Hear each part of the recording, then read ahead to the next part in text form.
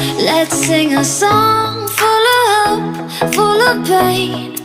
Why don't you sing along, my friend? For it's our last refrain. Forever. Assalamualaikum warahmatullahi wabarakatuh. Hai anak-anakku kelas 10 akuntansi dan keuangan lembaga. Apa kabarnya kalian? Semoga kalian sehat-sehat selalu ya. Oke, alhamdulillahirobbilalamin. Nah, pada pertemuan kita kali ini kita akan melanjutkan materi kita pada mata pelajaran akuntansi dasar, yaitu bab 4 tentang persamaan dasar akuntansi. Ya. Nah, pada materi persamaan dasar akuntansi ini, kompetensi dasarnya yaitu untuk aspek pengetahuan, kompetensi dasarnya adalah menerapkan persamaan dasar akuntansi. Sedangkan untuk aspek keterampilannya atau 4.6 adalah membuat persamaan dasar akuntansi. Oke, nah sebelum kita mulai, lebih dahulu kita membaca doa agar kita diberikan pemahaman. Berdoa dimulai.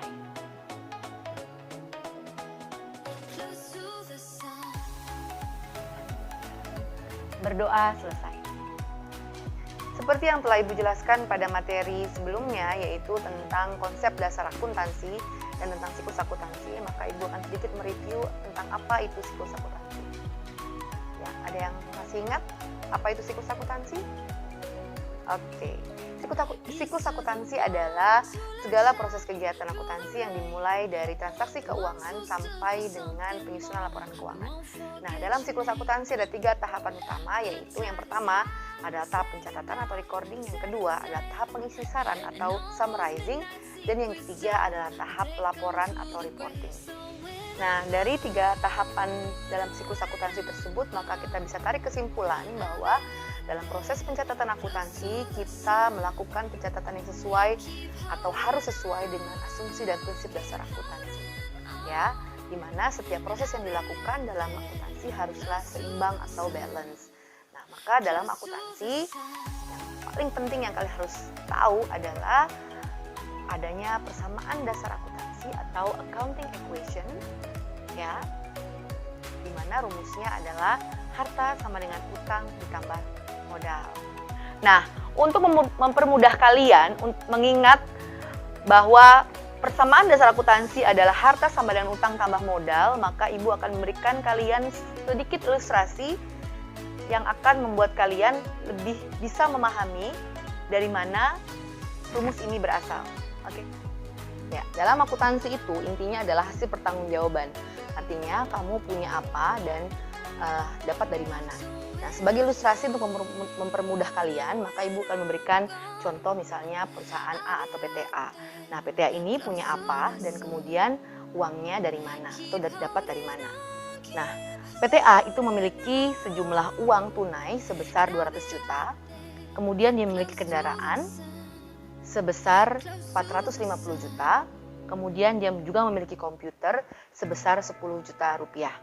Nah, kita lihat ini sisi kirinya, kemudian kita lihat dari sisi kanan, dari mana sisi kiri ini berasal. Uang tunainya 200 juta adalah berasal dari pemilik perusahaan, ya, 200 juta. Kemudian kendaraan sebesar 450 juta itu asalnya adalah dari pemiliknya sebesar 150 juta sebagai DP misalnya, ya, uang awalnya, kemudian dia hutang sisanya, dia hutang ke dealer sebesar 300 juta. Kemudian yang komputer 10 juta ternyata didapatnya dari hutang ke toko komputer sebesar 10 juta. Nah, kalau kita jumlahkan sisi kanan dan sisi kiri, ya, ini akan sama dengan sisi kiri akan sama dengan sisi kanan, yaitu sebesar 660 juta rupiah, ya. Jadi ini ilustrasinya saja bahwa dalam pencatatan akuntansi sisi kiri dan sisi kanan harus sama, ya, atau kita sebut sebagai balance. Ya, kalau kita lihat sisi kiri dan sisi kanan sudah sama, yaitu 660 juta rupiah, berarti berhasil dipertanggungjawabkan, ya. Artinya sisi kiri dan sisi kanan sudah balance. Kemudian kita lihat di sisi kiri yang punya apa ini biasa kita sebut sebagai harta, karena yang ini adalah punya kita sendiri ya kan, punya perusahaan A, kita sebut sebagai harta. Kemudian yang di sebelah sisi kanan ya, hutang kepada pihak ketiga atau utang kepada pihak lain itu kita sebut sebagai utang. Ya. Dan kemudian yang uang berasal dari pemilik perusahaan kita sebut sebagai modal. Nah, kalau di total maka sisi kiri dan sisi kanan akan sama atau balance, yaitu sebesar 660 juta rupiah. Nah, berikut Ibu berikan persamaan dasar akuntansinya ya. Kita lihat bahwa di sisi kiri yang punya apa itu tadi adalah kita kategorikan sebagai harta ya.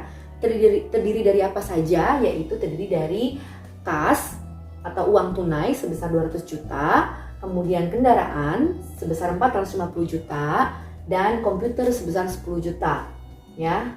Jadi di total sebesar berapa? 660 juta rupiah. Kemudian yang hutang kepada pihak lain atau pihak ketiga, yaitu kepada dealer dan kepada toko komputer, ada kita kategorikan sebagai hutang ya kan. Nah, itu adalah ke dealer sebesar 300 juta, kemudian ke toko komputer sebesar 10 juta. Jadi total hutang PTA adalah 310 juta rupiah. Kemudian modal, ya modal kita posisikan di bawah setelah hutang.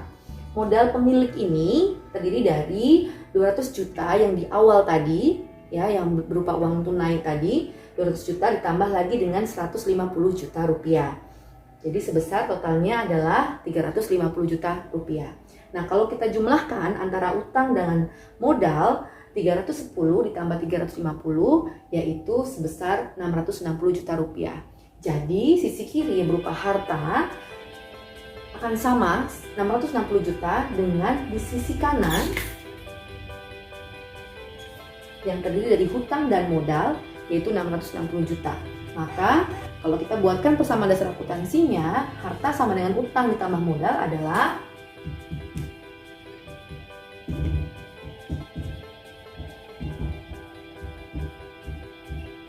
hartanya 660 juta ya, utangnya 310 juta, ditambah modalnya 350 juta.